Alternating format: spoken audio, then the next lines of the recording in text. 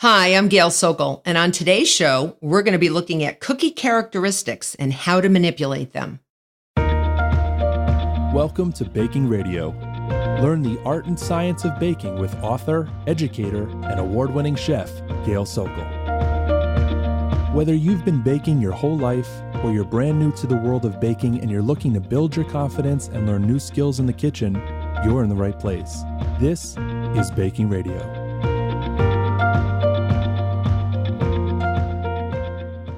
So on today's show, I'd like to discuss cookie characteristics. I bet you didn't know cookies have characteristics, right? But you can actually manipulate how you like your cookie and customize it to the way you want it. So I don't tell everybody this, but I'm a sort of a thick and chewy cookie gal. I like my cookies thick and chewy, and I like to really bite into them and get that chewy quality. Some people are a thin and crispy type of person or type of people. So decide, what do you like? And maybe it depends on the cookie. All right. So I agree. Sometimes some cookies I like a little crisper than others. But today we're actually going to look at ingredients and how they are playing a role in customizing your cookie's characteristics. And they really, really do. So I'm going to help you go to your favorite recipe and maybe make it better. So it's a very polarizing subject, cookies. Some people, you can get into fights over cookie characteristics with somebody if they like them crisp and you like them chewy. You can actually go at it for a while. So it's a very personal choice. So each ingredient in a cookie recipe plays a major role in determining exactly how those characteristics are going to play out after baking. And it's important to note that cookies don't have just one characteristic. There are many shared characteristics, even within the same cookie type. So you can have a chewy and soft, or a crispy and hard, or a chewy and almost firm cookie. It just depends on the ingredient.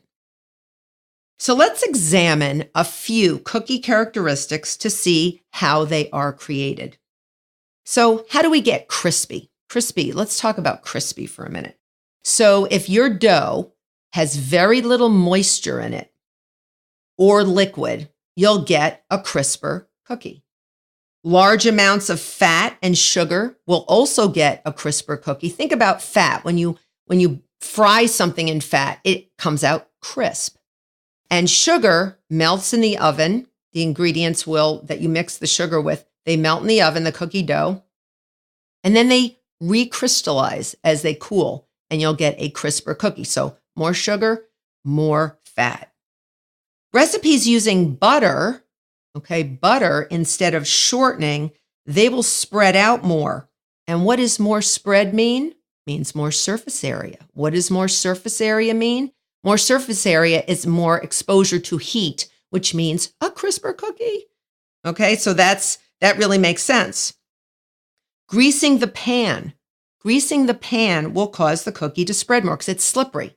And as the oven heats up, that cookie batter is going to spread out and create crispness. Now, I want to go back for a second to fats and sugars. When I said using butter instead of shortening will spread out more, why? Because butter has a lower melting point than sugar and will tend to melt that batter down faster than something with shortening. Shortening has a much higher melting point. So I just wanted to clarify that. You can even use a flour with a higher protein content, like a bread flour that has more protein in it and more gluten-forming proteins. So you're going to have a sort of a firmer structure, and that will absorb more liquid from the dough, causing crispness. Again, a crisper cookie. Now, if you're making a sugar cookie, a cookie that you roll out, it's known as a rolled out cookie, and you want to roll it out with a rolling pin, make it thinner. The thinner the cookie dough, the crisper the cookie. And baking soda. On a previous podcast, I talked about chemical leaveners and baking soda and what it is. It's bicarbonate of soda. Well, baking soda, the more baking soda you use, will actually weaken gluten strands. And it causes the dough to spread out more. The more spread, the more surface area, the crisper the cookie. All right, but watch out how much baking soda you put in. You don't want to increase it too much, or you will end up with a salty, soapy taste. So be very, very careful. My next characteristic that I want to go into is a softer cookie. What happens if you want a softer cookie? How do you achieve that? Well, you want to use a sugar that absorbs moisture from the air. You want to absorb moisture from the air and get that into that dough. So these are hygroscopic sugars that you want to use. And hygroscopic is sort of a cool thing to say to your friends, but sugars like brown sugar, molasses, honey, or corn syrup, if you have those in a cookie, the cookie tends to be softer. It does not get firm. And that if you make a molasses cookie, for example, look up any molasses cookie, tends to not be crispy. It's always soft. That's because the molasses is known as a hygroscopic sugar, and it absorbs moisture from the air and keeps that sugar to retain its moisture.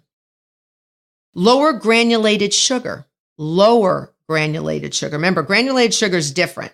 And fat content. If you lower it, remember we talked about crispness before with higher granulated sugar and higher fat, this will be the opposite. So the lower sugar, granulated sugar that is, and the lower amount of fat, the softer the cookie. You want to also use a lower protein flour, like a cake flour or even a pastry flour. That will also create a cookie that the flour doesn't bind with as much water, and this unbound moisture will produce steam and create a soft, puffier cookie. So again, we're experimenting and we're using different ingredients and manipulating them to really get the cookie that we want. So some of the tips for making the most successful cookies, let me give you a few. So when you bake a cookie, and I am always subject to doing this, I always end up doing this and either overbaking or underbaking. So I tend to overbake. So you are either an underbaker or an overbaker, and be careful. It can be a problem either way. You want to remove the cookies from the sheet pan while they are still warm. The cookie, that is still warm.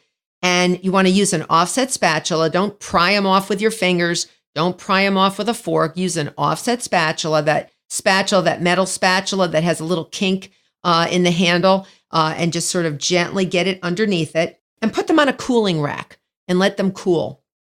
Sometimes I bypass the cooling rack and I cheat and I put them on a plate, but make sure they are on a flat plate and they have room so they can cool down.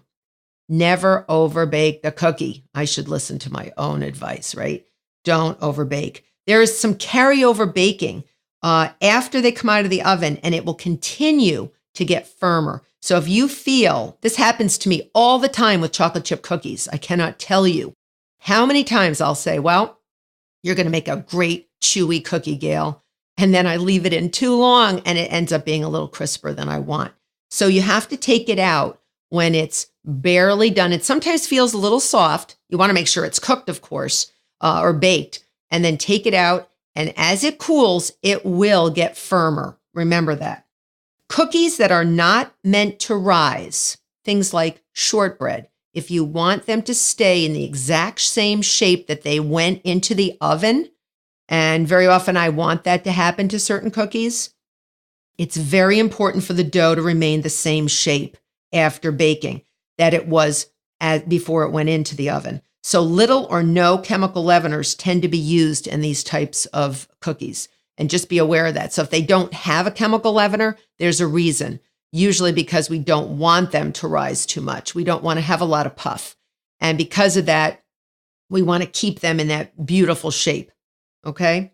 So there you have it. Experiment. I recommend that you experiment. I can't give you any specific advice other than what I have just given you. Experiment. Take your favorite cookie recipe, change the ingredients in the way I describe, and you can customize your very own cookie so you get it the way you want it. So many times I've had friends call me. I had someone call me very recently and said her mother-in-law made this fabulous chocolate chip cookie, and her mother-in-law unfortunately passed away, and she wants to repeat it. But she has the recipe, but it's not the same as the way her mother-in-law made it. It doesn't come out the exact same way. So I'm wondering if mom did something a little different with either the chemical leaveners or the flour and is not telling anybody because she doesn't want anyone to make it the way she made it, because that's what made everyone want her cookies. So again, experiment. And I'd love to hear how it turns out. So if you've enjoyed today's episode, hit the subscribe button. And if you'd like to leave a review, I would greatly appreciate it. If you have any questions, head on over to bakingradio.com and leave me a message. I would love to answer some of your questions on air. And on the next show, we're going to be discussing caramel.